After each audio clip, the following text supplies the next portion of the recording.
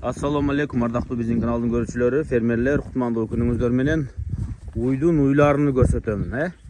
Бир жакшылап карап коюңуздарчы. Монбелярд деген уйларды уккандар бар. Өтө пародалуу, жакшы уйлар. Өзүңүздөр дагы көзүңүздөр менен күбө болуп көрүп турасыздар. Талаада жүргөн жеринен тартып атам туугандар. Талаада мына ушул жайытка жайылып аткан жери экен азыркы күндө. Мына ушул жалпы башы 10 баш уй. Жакшылап түшүндүрүп берейин. 10 баштын 3-өсү азыр үйдө турат экен, талаага чыкпайт. 7 баш талаадан экен. Үйдөгүлөрдү да кыскача кылып тартып койдум. Аны да көрсөңүздөр болот. Ушулардан эч калышпаган уйлар. Тосуп коюңузчу мына ушуну. Жакшылап желиндери, аяк бияктарына маани бериңиздер. Асыл тукум уйлар, плем карталары бар, документи бар уйлар. Жалпы башы 10 баш, 10 баштын 5 баш саан, 1 башы бооз. Так, 4 башы кысыр уйлар туугандар, Мына сиздер көрүп турасыздар. Алдыны ким тосот? Ошондой бир токтотолу эми, маалыматтарды бере берейин.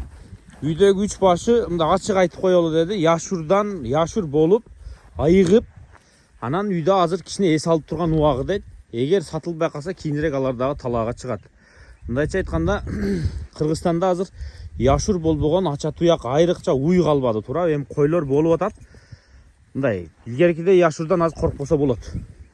Бирок өтө тез яшур болуп калып атат да. Азыр лучше яшур боло элек уйду алгандан көрө яшур болуп бүткөн уйду алган мындай бизге выгодный болуп калды да. Ошон үчүн 3 баш ошондой экен. Ал үйдөгүлөрдүн 1 баш саан, экөөсү кысыр. Анан мына жерде тургандардан туугандар 4 башы саан болуп калат да ошондочу. Ушулар талаадан барып сүт берип, булар анан бооз, кысыр, жана сүттү баары бирдей. Көрдүңүздөрбү? Объем кандай, пародалуулугу кандай. Анан 10 башы дүң 400 000 сомдон коюлуп атат. 400 000 сомдон сүйлөшөсүздөр. Документтери бар. Через банкка жарайт документтер, жарайт экен через банк. Ушул жактары сиздерге артыкчылык. Эми Монбелярд уюну мен бир 2021-жылдан бери такай көрүп жүрөм. 23-жылдары Кыргызстанга өтө көп келе баштады. Чынын айтканда азыр сүт эт багытында башка пародалар кандай билбейм. Сүт эт багытында азыр Кыргызстанды токтотуп кое турган порода болду. Эң алдыңкылардын бири ушулар. Булар алсаңыздар жанакы эркек ургачысы баа да. Сүтү дагы баа, сатсаңыздар өздөрү дагы мындай сезонго карабайт да. Сүт сезондо баасы көтөрүлүп, сүт эмес убакта түшүп кетпейт эмес. Сүт эт багытында болгон үчүн жанакы сүттү да көп берет.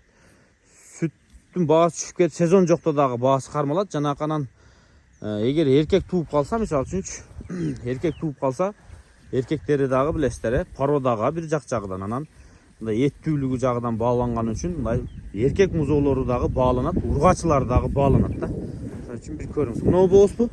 Мына ушул бооз экен, Алдын тасып коесо дагы бир жолу.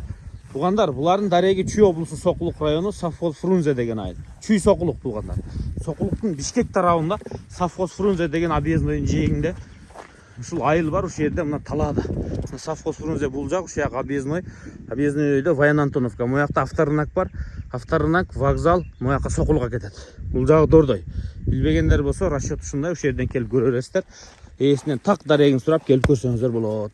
Уйлар боюнча ашыкча комментарий бериштин кереги жок, өзүңүздөр көрүп турасыздар. Баягы канча пайыз сүт берет, ал бул өзүңүздөр сурайсыздар. Же болбосо биринчи интернеттен Монбелярд деген уй эмне деп көрсөңүздөр, өзү белгилүү эле болот. Анан бул мындайда баягы канча пайыз сүт берет деп такай сураганда болбойт. Неге дебейсиздер? Эми алар деле ээлери мындай, булар сырттан келген үчүн ошол жактагы маалыматтар айтылат да, что бул жерде туулгандан бери кармап, саап, сүтүн аныктаган эч ким жок. Бизге бул привозной катары кирип атат. Привозной болуп, асыл тукум пародалар кирип жатканына биз сүйүнүшүбүз керек. Эртең ушулардан тукум калып көбөйгөн сайын биздин пародалардын асылдуулугу жогорулай берет. Ошон үчүн интернеттен карап, биринчи тууту канча, экинчи тууту канча, селый канча сүт берет, кантип багыш керек, неге жөндөмдүү эмес экенин өзүңүздөр интернеттен караңыздар. Анткени бул биздин Кыргызстанда чыккан эмес, Европада өндүрүлүп, ошол жакта селекция болуп, бул жана эме таза кандуу дагы эмес. Булар жанакы кросстор. Кросс деген 2-3 пародадан аргындашылып отурулуп пайда болгон порода.